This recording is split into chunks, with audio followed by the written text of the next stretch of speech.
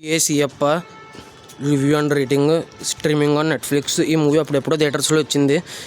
ఇప్పుడు లాంగ్వేజ్తో సంబంధం లేదు, డైలాగ్స్ మాత్రమే. ఇప్పుడు రీసెంట్గా ఓటీటీలోకి వచ్చింది నెట్ఫ్లిక్స్లోకి.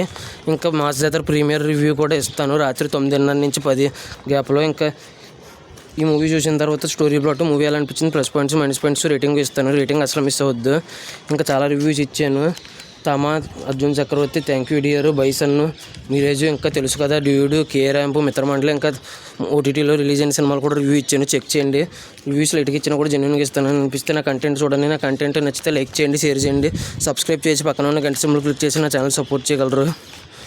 ఇంకా story plus points minus points rating అన్నాను కదండి. ఇంకా స్టోరీ ప్లాట్ విషయం కనుక వస్తే ముందు యాక్టర్స్ గురించి మాట్లాడదాం. సోహంస, నస్రత్ అండ్ నోరా ఫతేహి అనే యాక్టర్స్ ఉన్నారు ఇందులో.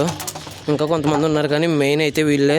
ఇంకా స్టోరీ ప్లాట్ వచ్చేసి కేసరీలాల్ సింగ్ అండ్ అతని వైఫ్ వచ్చేసి పుష్ప అనే వాళ్ళు ఉంటారు. ఎదురుంటి అమ్మాయిని చూస్తున్నాడని అనుమానించి పుట్టింటికి వెళ్ళిపోద్ది వైఫ్ వచ్చేసి. ఆ తర్వాత ఒక పార్సిల్ ఇంటికి వస్తుంది. ఆ తర్వాత ఏమైంది, నిజంగానే వేరే వాళ్ళని చూస్తున్నాడని అనుమానించిందా లేదా నిజంగానే చూస్తున్నాడు, ఆ పార్సిల్ ఏమైంది, మిగతా స్టోరీ ఏంటనేది 1 hour 56 minutes అతి తక్కువ రన్ టైంతో చెప్పారు.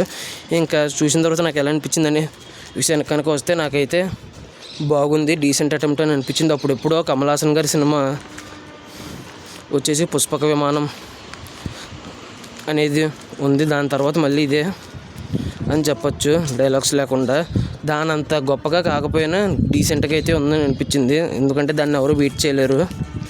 ఇంకా యాక్టింగ్ చాలా బాగా చేశారు. ముఖ్యంగా వచ్చేసి సోహంస గారు, నోరా ఫతేహి గారు తక్కువసేపు ఉన్నా బాగానే చేశారు. ముఖ్యంగా వచ్చేసి మరీ ముఖ్యంగా వచ్చేసి నస్రత్ అనే యాక్టర్ మాత్రం 2 క్యారెక్టర్స్ని చాలా అంటే చాలా డిఫరెంట్ లుక్తో, డిఫరెంట్ స్టైల్తో 2 క్యారెక్టర్లను చేశారు. డైలాగ్స్ ఉన్న సినిమాలో యాక్టింగ్ చేయడమే కష్టం అనుకుంటే 2 క్యారెక్టర్స్ చేశారు. దానికి మాత్రం సెల్యూట్ అని చెప్తాను. ఇంక ఈ మూవీలో వచ్చేసి ప్లస్ పాయింట్స్ కనుక వెళ్ళిపోతే యాక్టింగ్, డైలాగ్స్ లేకుండా యాక్టింగ్ చేసి అర్థమయ్యేలా చేయడం చాలా కష్టం, బిగ్గెస్ట్ ప్లస్. మ్యూజిక్ కూడా వచ్చేసి అసలు డైలాగ్స్ లేని సినిమాకి మ్యూజిక్ కొట్టడం కూడా చాలా కష్టం. అది కూడా బాగా కొట్టారు మ్యూజిక్. ఎడిటింగ్, సినిమాటోగ్రఫీ ఇటువంటి సినిమాలకు చేయడం చాలా కష్టం. అంత అట్రాక్టివ్గా చూపించడం అందులో కూడా చాలా కష్టపడ్డారు. అతి తక్కువ రన్ టైము, ఎక్కువసేపు ఉండదు, 1 hour 56 minutes. లాస్ట్ 4 minutes అలాగా స్టార్టింగ్ టైటిల్స్ 2 minutes తీసే, ఇంకా తక్కువగానే వస్తుంది 1 hour 50 అలాగా.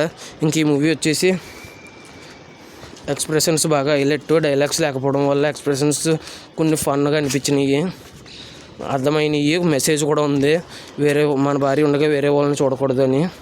ఆ మెసేజ్ కూడా బాగుంది. ఇంకా మైనస్ పాయింట్స్ వచ్చేసి routine story and screen play చాలా స్లోగా ఉంటుంది. ఒకే యాక్టర్ 2 క్యారెక్టర్స్ చేశారని అన్నాను కదండి. హీరోయిన్ కొన్ని చోట్ల కన్ఫ్యూజన్గా అనిపిస్తుంది సెకండ్ హాఫ్. ఇవే మైనస్ పాయింట్స్. ఇంకా నా రేటింగ్ వచ్చేసి 4.3 out of 5 అయితే ఇస్తాను. మాస్ జాతర ప్రీమియర్ కూడా అప్లోడ్ చేస్తాను, చెక్ చేయండి. నా రివ్యూ చివరి వరకు చూసిన ప్రతి ఒక్కరికి థ్యాంక్స్ ఫర్ వాచింగ్. జై హింద్, సైనింగ్ ఆఫ్, బాయ్.